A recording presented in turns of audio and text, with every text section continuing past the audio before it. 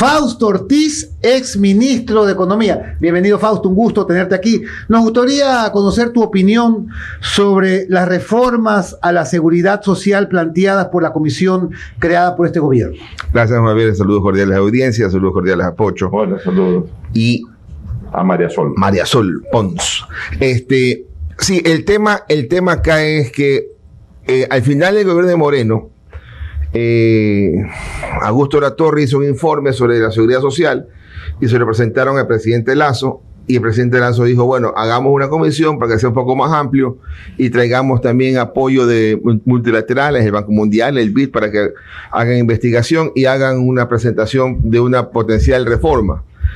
Y para mala suerte del gobierno actual, se le termina el informe cuando estábamos ya casi en muerte cruzada, entonces ya no tiene mucho tiempo de reacción el gobierno para poder decir cómo implementamos esas reformas, ¿no? Hay la posibilidad también que quieran presentarlo de forma de decreto de ley, lo que yo creo sería un error grave, porque ese decreto de ley, si no es socializado adecuadamente con las fuerzas que queden en la asamblea, va a ser tumbado fácilmente. Pero entonces hablemos del informe.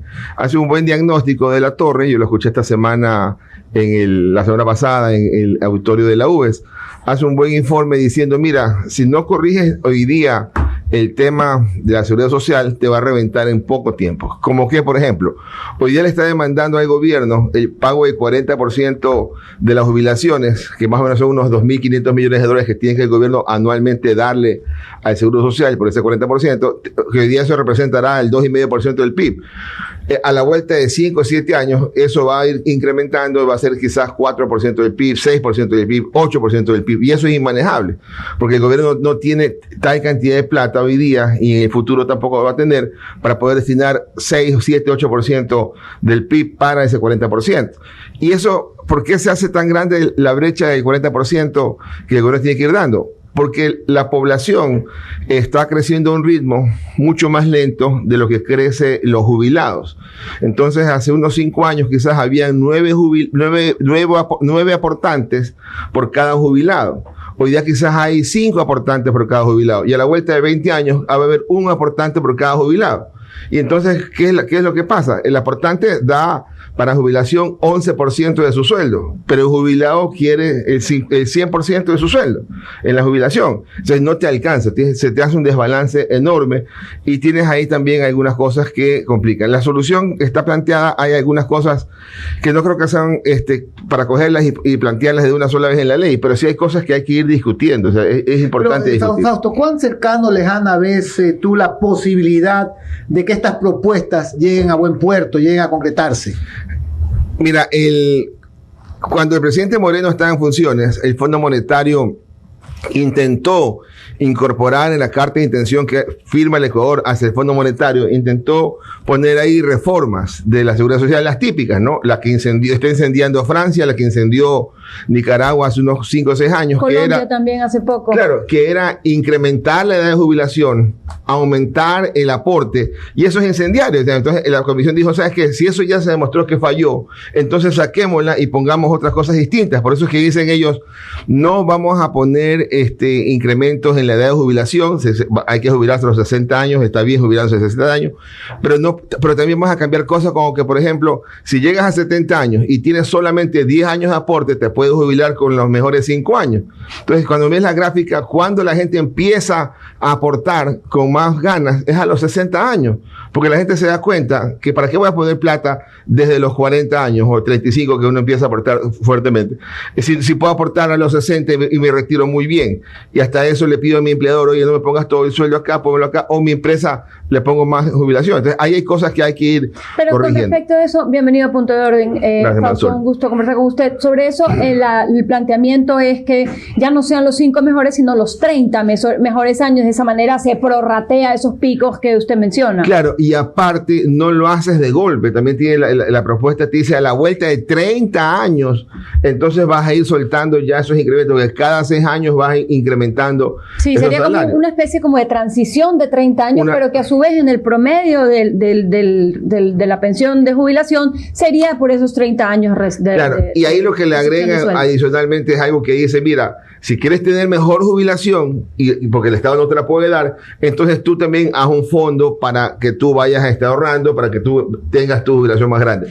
Y le dicen, y si hoy día tú eres independiente, porque te la quieres sacar como independiente y no quieres aportar, lamentablemente vas a tener que aportar a la seguridad social. Fausto, buenos días, qué gusto tenerte. Ya te puse también el bienvenido ahí en tu foca que estás aquí. A ver, Fausto, bueno, realmente el jubilado termina cobrando una especie del 20% de su sueldo porque hay que sumarle el aporte patronal que lo paga el patrono, pero igual al final de cuentas es en un solo condensado que mensualmente aporta cada afiliado. Para jubilación, para salud y para otras cosas. Sí, pero aquí hay una cosa que es importante. A ver, la propuesta que hace esta comisión a la larga termina también ampliando los años de trabajo, porque al subir de 360 a 420, prácticamente conlleva que esa persona tiene que aportar unos 5 años más. Porque se incrementa 5 años. Sí, porque normalmente son 30 años lo que más o menos paga la gente o finalmente la gente genera aportes al seguro social. Me preocupa una cosa, Fausto. Para la fuerza productiva de los años 90, de los primeros 20 años de este siglo, o sea, gente, pero más que de los primeros 20 años de este siglo, de los años 80, de los años 90 y la primera década de este siglo, en donde no estaba muy formalizado el tema de la afiliación. Si bien es cierto que era obligación, no se cumplía, no se penalizaba. Las empresas en el fondo tampoco les interesaba afiliar a sus empleados. Usaban el sistema de servicios prestados. Se usó durante un tiempo el tema de la tercerización. Entonces hay mucha gente que trabajó, pero que no aportó, no le aportaba su empresa al seguro social, ni le descontaba ni le aportaba. Entonces, obviamente esa gente puede haber trabajado 30 años, puede haber trabajado hasta 35 años, pero realmente las aportaciones tiene 15 o 20. Entonces, sí suena injusto porque al final de cuentas para que esa gente, si que se le incrementa estas aportaciones a 420, para llegar a los 420 va a tener que trabajar como 75 años. A ver, hoy día te dice más o menos, según recuerdo, si te quieres jubilar a los 60, necesitas 30 años de aporte. Así es. ¿Verdad? Si te quieres jubilar a los 70, necesitas solamente 10 años de aporte. Pero recibes menos. Y recibes un poquito menos, ¿verdad? Una fracción. No, sí, tampoco. Y luego te dicen, ahora en la propuesta de ley, ampliemos el plazo de jubilación. Ya, entonces, y pongamos a 35 años de aporte. Pero ese es el planteamiento y es gradual, digamos. Entonces, yo quiero hacer esta reflexión. Hay gente que empezó a aportar, supongamos, en el año 1980. Del año 1980 al año 2000, todo lo que aportó se perdió.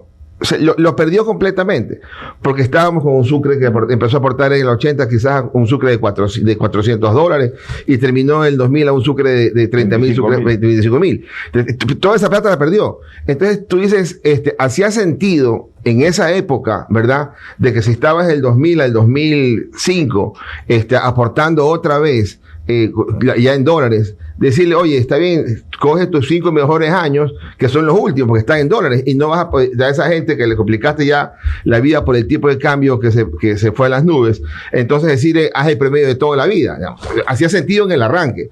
Hoy día no hace mucho sentido, hoy día hay más espacio que juega en contra de la seguridad social. Son propuestas, son planteamientos que tratan de señalar que hay un problema. O sea, para mí lo importante de la propuesta es decir, señores, hay un problema, hay que actuar o hay que ver cómo se derrumba. Pero a ver, si quieres actuar en el problema, Fausto, María Sol, Juan Javier y amigos oyentes, está bien que busquen reformas que en algún momento mejoren la situación de la seguridad social. Pero yo pregunto una cosa, ¿por qué no atacan lo que solamente con gestión se puede hacer? Por ejemplo, que el gobierno de turno, olvidémonos gobierno de Lazo, o gobierno de Sonne Hosner, o de Pérez, o del que venga, de Luisa González, de cualquiera, de Topi, sí, de Villavicencio, del que venga. Que el gobierno de turno tenga la voluntad política, por ejemplo, de pagar eso que en algún momento se desconoció y que ya la Corte Constitucional ordenó que se pague. De que devuelva a tiempo las inversiones y que por último se vuelva a reinvertir, pero no cada vez que se necesita la caja chica llamada Seguro Social, emito bonos, que a veces son bonos medio turriplay, y al final de cuentas el Estado capta, el Estado central capta la plata del seguro y la devuelve tarde, mal o nunca. Y lo más importante, que eso es de absoluta gestión de la seguridad social. ¿Por qué no se le cobra al sector empresarial o al sector patronal moroso, cuya mora es superior incluso a los 1.500, 2.000 millones de dólares, que se les puede cobrar? O sea, ¿por qué vamos siempre a buscar por el lado más flaco o más débil de la cuerda, que es finalmente el afiliado? Y no se ataca lo que ya se debe de atacar, que es que el Estado pague por un lado y que los morosos del sector patronal también paguen. Sí, esa parte que tú dices, cobra el Estado, que no ha pagado enfermedades catastróficas y el tema de salud no lo ha pagado, y que podría, mal cuantificado, ser fácilmente 4.000 o 5.000 millones de dólares. Cóbrale a las empresas morosos, que también puede ser una cantidad importante. Eso hay que hacerlo y no hace falta temas legales. Eso hay que hacerlo, ¿verdad? Entonces, el gobierno tiene que hacerlo. Pero acá hay un tema. Yo hasta ahora no tengo una cifra contundente de cuál es el tamaño del déficit actuarial de Seguro Social. ¿Qué cosa es déficit actuarial?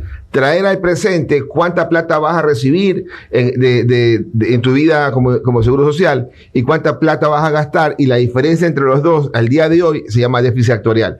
En algún momento yo alcancé a escuchar que ese déficit actuarial era más de 100.000 millones de dólares, más de 200.000 millones de dólares. Entonces, que eso es el doble del tamaño de la economía más o menos actual. Entonces, si ese es el tamaño del problema, ¿verdad? Claro, cobrar los 10.000 millones de dólares que te digo que estarían entre lo que le debe el Estado por salud o las moras patronales, ayudan, pero no solucionan. O sea, hay que hacerlo, pero adicionalmente también hay que sentarse a ver qué es lo que está pasando, que es inmanejable, o sea, es insostenible, y por lo tanto hay que enfrentarlo. El asunto es mostrar el problema para que lo enfrentes. Ahora, Fausto, hay dos cosas adicionales en esta reforma. A mí me parece muy saludable estar hablando de estas cosas, hablar de este monstruo, este hoyo negro de la economía que resulta ser la seguridad social. Otro punto que establece la reforma es que los independientes tienen que afiliarse al Seguro Social obligatoriamente. ¿Qué pasa hoy en día? Que 3 de 10 ecuatorianos tienen empleo adecuado. Eso quiere decir que 3 de 10 ecuatorianos están afiliados al IES y que hacen el aporte individual, y además el empresarial, pues el patronal, hace su aporte. Pero hay una base de profesionales que no están afiliados, que consideran que el Estado es un vampiro, que solo le succiona recursos y que no le da nada a cambio, y que está en su derecho pues de no contribuir a la seguridad social, pero tampoco beneficiarse de ella. ¿Por qué estaría ahí la obligación? Hay una gran tajada del cake, alguien más que tiene que pagar las cuentas que no va a pagar el Estado, 1. Y 2, ¿cuál es el punto sobre el 2% de las cesantías que también se incorpora en la reforma? En el tema de los... En la conversación, sí, perdón, porque no hay reforma. Así es. En los temas de los empleados independientes o trabajadores independientes. Resulta que te dice la reforma o la propuesta, te dice obligatoriamente afíliate al seguro de invalidez, vejez y muerte y cesantía. Y si tienes seguro de salud personal, privado, entonces no te voy a obligar a que te afilies también a la seguridad social por el lado de salud. Eso es un poco el tema, ¿no? ¿Qué es lo que trata de evitar? Evitar que, digamos, hoy día yo soy independiente, facturo, no le pago a la seguridad social es el 20% de mi ingreso, el 10% patronal, el 10% propio, sí le pago el impuesto a la renta del gobierno, pero como sé que yo puedo pagar de 60 a 70 años, desde ahí me voy a afiliar. Ah, ok.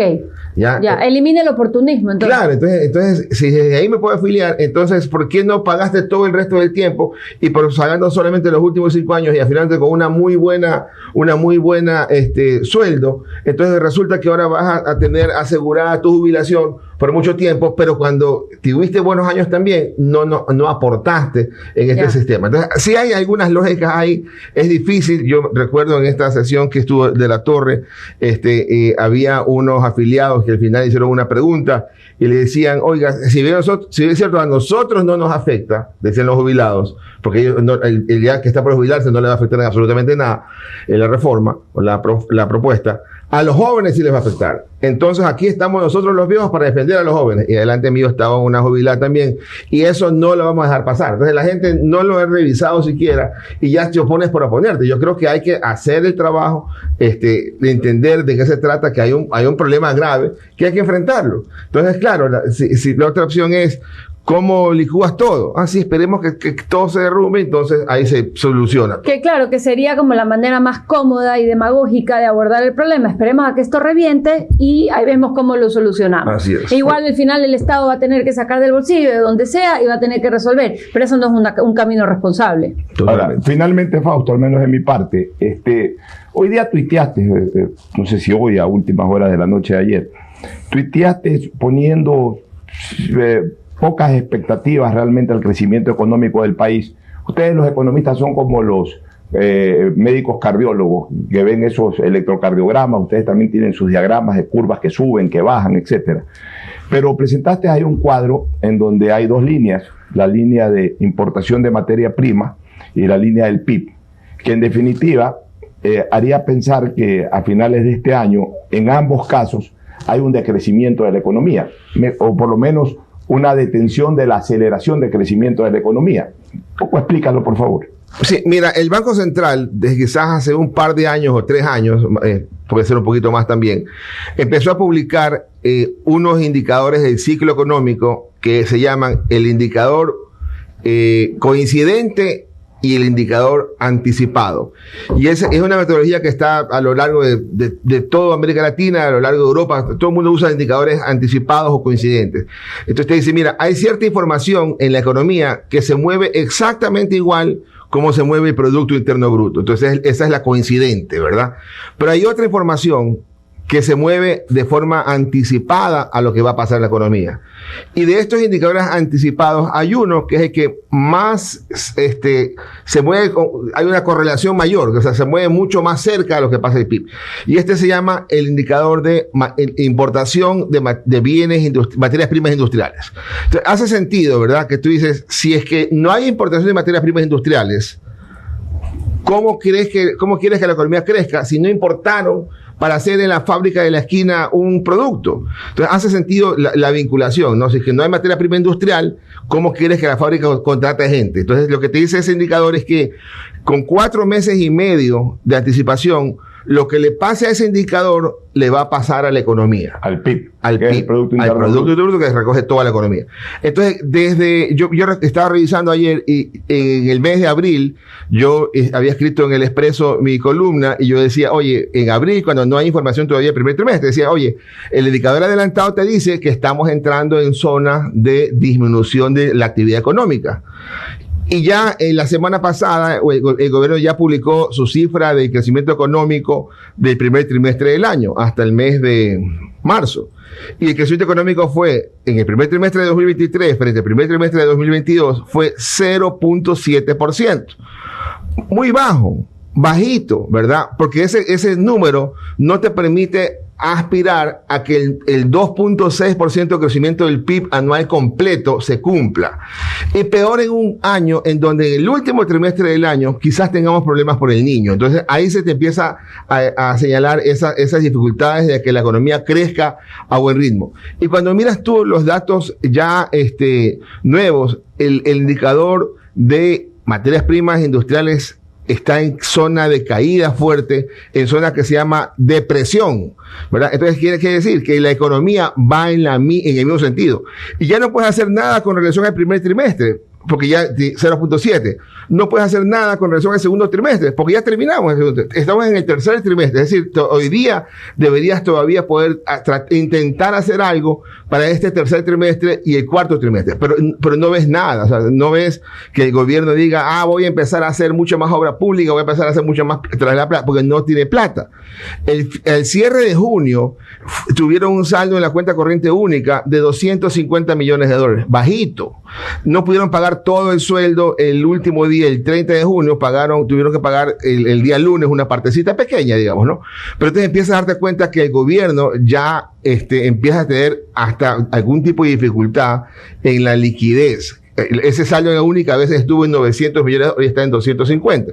Y entonces, no ves que la plata se mueva a un buen ritmo, ¿no? Entonces, y a eso agrégale pues el tema de la caída del precio del petróleo, de la exportación menor de petróleo, y hay otros elementos ahí que también juegan para decir que difícilmente este año estaremos en el 2.6, y yo digo, el 1.1 de crecimiento, que es un mal número, porque si la economía crece 1.1, nos está situando en el año 2018. O sea, esa es la parte dura, ¿no?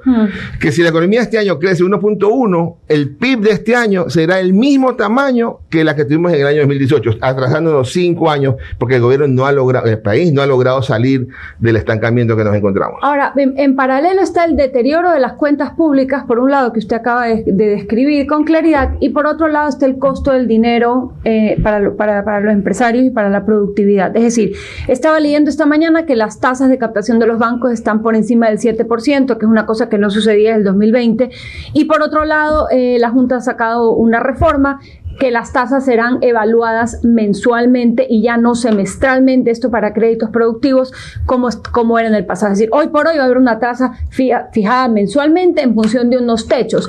Hay quienes dicen que esta nueva fijación mensual beneficia al sector, a las empresas, y hay quienes dicen que al subir el techo el costo del dinero será aún más caro. ¿Cuál es su visión? La definición económica que nosotros hacemos cuando hacemos análisis es: la plata más cara es la que no existe, ¿verdad? Entonces, ¿qué es más caro? Que me des plata del 15% para comprarme un carro, un MG Motor, o que no me des plata y no me pueda comprar el carro, ¿verdad? Entonces, la plata más cara es aquella que no existe. Pero eso en un principio de endeudamiento responsable y sostenible. Sí. Pero es que el Ecuador... Y ahí vamos y no nos podemos pensar que somos una cosa aislada, ¿verdad? Entonces, mañana dice, mira, aquí la tasa de interés debe ser 2% de la tasa de interés para que los bancos puedan prestar al 7%, supongamos, ¿no? Y dice, oye, pero en Colombia consigo más plata más cara, y en Estados Unidos consigo tasa de interés más alta. Y la plata se mueve muy fácilmente, y mientras más bajo el ISD, que en enero va a estar en el 2%, ¿verdad? Entonces quizás me salga mejor si aquí me pagaran 2%, supongamos, ¿verdad? En Ecuador pago 2% del ISD en enero, 4%, y me voy a Estados Unidos o a Panamá, que me paga a un año 6%. Entonces me voy. Entonces la banca sabe que hoy día compite también con esa realidad. La banca no ha crecido en depósitos, está creciendo a un ritmo de 7%, que es malísimo. La tasa de crecimiento del crédito está en el 12%, que no alcanza esa tasa de crecimiento de un año al otro, que no alcanza a reactivar la economía. Porque para que la economía crezca y se reactive bien, la tasa de crecimiento crediticio debe andar bordeando el 20-26%, y eso no tenemos. Y nosotros estamos en el 12%. Estamos creciendo 12%. Y uno dice, pues qué bueno, pues 12%, si la inflación este año quizás es 3%, estamos creciendo el 2%. Sí, pero no te alcanza. La economía necesita mayor... ¿Por qué no te alcanza? Porque el que más crece, 18%, es el consumo. Con una tasa mucho más alta, además. Entonces, cuando el consumo es el que crece, entonces la gente importa, ¿verdad? Entonces, y cuando importas, no necesariamente es que estás haciendo que la economía crezca, porque estás ayudando también a que crezcan las otras economías del mundo. Finalmente, Fausto, ¿qué tal los guantes que te obsequió Juan Javier? Sí, se agarran bien la bola. Solito. Oiga, se agarran bien la bola. Estoy pensando en poner en vitrina, porque son muy bacanas los guantes. Muchísimas gracias a Fausto Ortiz.